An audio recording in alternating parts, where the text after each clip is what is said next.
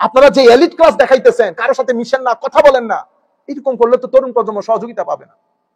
আমরা শুধুমাত্র এই জায়গা মেনটেন করতে গিয়ে পুরা আমেরিকার বিভিন্ন স্টেট থেকে সবাইকে একসাথে করে এই যে নর্থ আমেরিকান মুসলিম অ্যালায়েন্স যেটা করেছি, যেটা 28-29 তারিখ আমাদের কনভেনশন হবে, উদ্দেশ্য একটাই, এই ধরনের কিছু করেন, আমার নবী খুশি হবেন, আমার আল্লাহ খুশি হবে। আল্লাহর ওলিদের মাজারে হিন্দু, আমার হযরতে শাহজালাল ইয়ামানি, যেমন আমাদের চট্টগ্রামের শাহ আমানত, মাইজবান্ডার দরবার শরীফ, ওনারা যখন ওখানে তো দিন প্রচার করতেছেন, কারা ছিল? সোসাইটি তো হিন্দুদের, সোসাইটি কাদের? হিন্দুদের।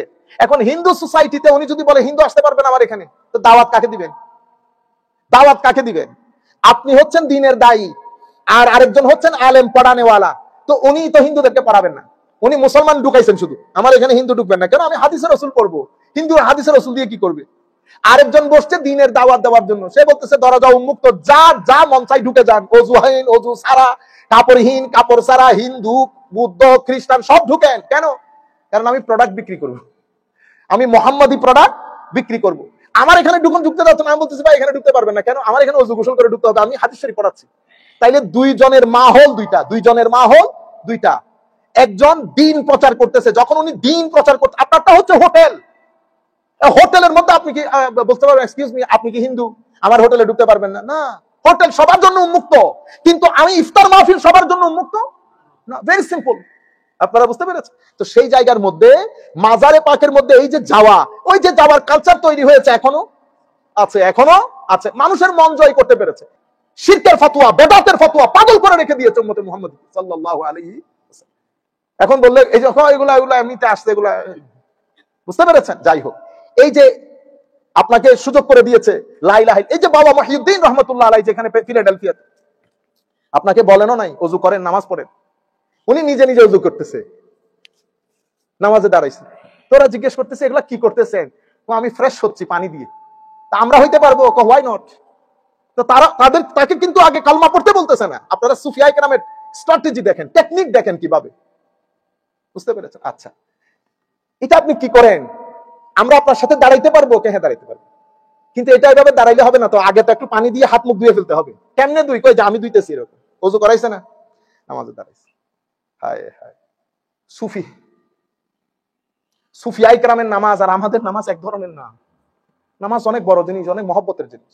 হিন্দুরা টং টং টং টং বাজাইছে না সারা রাত, সুফির দরবারে সুফি চিন্তা করছে এই টং টং আলারে কি করা যায়, পরে দফ আর হারমোনিয়াম দিয়ে বসাই দিছে লা ইলাহা ইল্লাল্লাহ, এও প্রথমে খুব করছে, পরে দেখে যে না এই ওয়াজ দেশে গেছে, পরে বলতেছে না কালকেও আসতে হবে, পরশু আসতে হবে।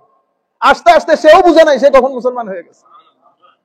এরপরে বলতেছে হুজুর আমি তো আপনাকে ভালো লাগছে, আমি তো দিন কবুল করে ফেলছি, হুজুর এলাকার মধ্যে তো আমাকে মেরে ফেলবে ওরা, আমি যদি বলি আমি মুসলমান হয়েছি, তো বেটা এলাকায় বলতে হবে না, এলাকায় তুই নিজে ভিতরে ডাক তুই যে মুসলমান হয়ে গেছিস সেটা।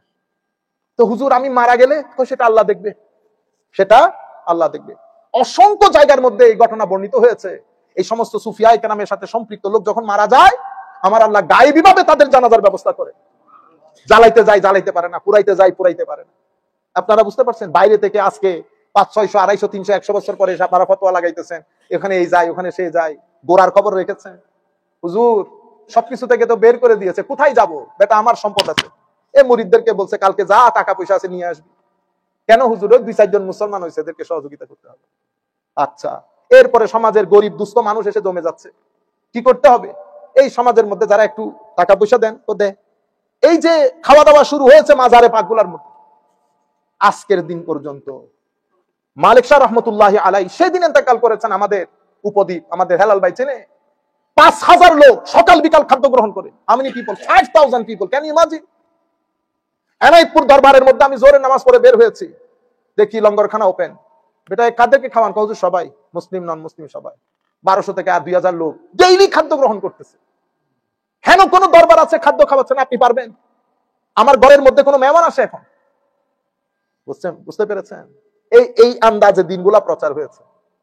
এটার উপরে যখন দেখতেছে মুসলমানদের এই জায়গাগুলাকে বন্ধ করে রাখার কোনো উপায় নাই, তখন আমাদেরও পতন হলো, ওয়েস্টার্ন কান্ট্রি গিয়ে আমাদের উপর সাইর হলো, তারা মিডল ইস্টের 2-1টা তেল সমৃদ্ধ দেশে একসাথে নিয়ে ফতোয়ার বাজার গরম করলো। উদ্দেশ্য কি? উম্মতে মুসলিমার এই কাজটাকে বন্ধ করে দিতে। তরুণ প্রজন্মকে মাদার বিমুখ করতে। কারণ এটা তো এনার্জি, পজিটিভ এনার্জি, যেই যাবে পজিটিভলি এনার্জেটিক হবে। এখন তরুণ প্রজন্মকে যদি এখান থেকে দূরে রাখতে চায় তাহলে কি করতে হবে? সব জায়গায় বেদাত শিরকের ফতোয়া লাগিয়ে দাও, কনফিউজ করে দাও উম্মতে মুসলিমাকে। আপনারা দেখতেছেন না, বাবা মহিউদ্দিন রহমতুল্লাহ আলাই কোন লেখাপড়া আছে? কিছুই তো নাই, গ্রামীণ লোক। পেনসিলভেনিয়ার মধ্যে সে পাগল করে দিছে না? আমরা পারছি একটা আমেরিকানকে মুসলমান বানাইতে, সত্যিকার আমেরিকান যারা একেবারে অরিজিনালি সায়েন্টিস্ট, প্রফেসর, ইঞ্জিনিয়ার, পারি নাই। এই ভদ্রলোক থেকে পাহাড় থেকে উঠে এসে এখানে সবাইকে ইসলাম কবুল করে কি একটা মানে রেভলিউশন তৈরি করে দিয়েছে। কিভাবে করেছে? এটাকে রুহানিয়ত বলে, মহব্বত, রুহানিয়ত। আমি তরুণ প্রজন্মকে এই জিনিসগুলোর প্রতি উদ্বুদ্ধ করতে চাচ্ছি। আমাদের ছেলে পেলেগুলা, আপনাদের সহযোগিতা প্রয়োজন। তারা ডিপ্রেসড, তারা ইউনিভার্সিটিতে গিয়ে বন্ধু বান্ধবদের সাথে মিশে বিভিন্ন ধরনের এডিকশনের সাথে জড়িত হয়ে যাচ্ছে।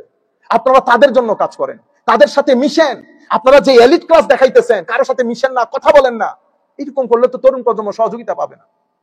আমরা শুধুমাত্র এই জায়গা মেনটেন করতে গিয়ে পুরো আমেরিকার বিভিন্ন স্টেট থেকে সবাইকে একসাথে করে এই যে নর্থ আমেরিকান মুসলিম অ্যালায়েন্স যেটা করেছি, যেটা 28-29 তারিখ আমাদের কনভেনশন হবে, উদ্দেশ্য একটাই, এই ধরনের কিছু করেন, আমার নবী খুশি হবেন, আমার আল্লাহ খুশি হবেন।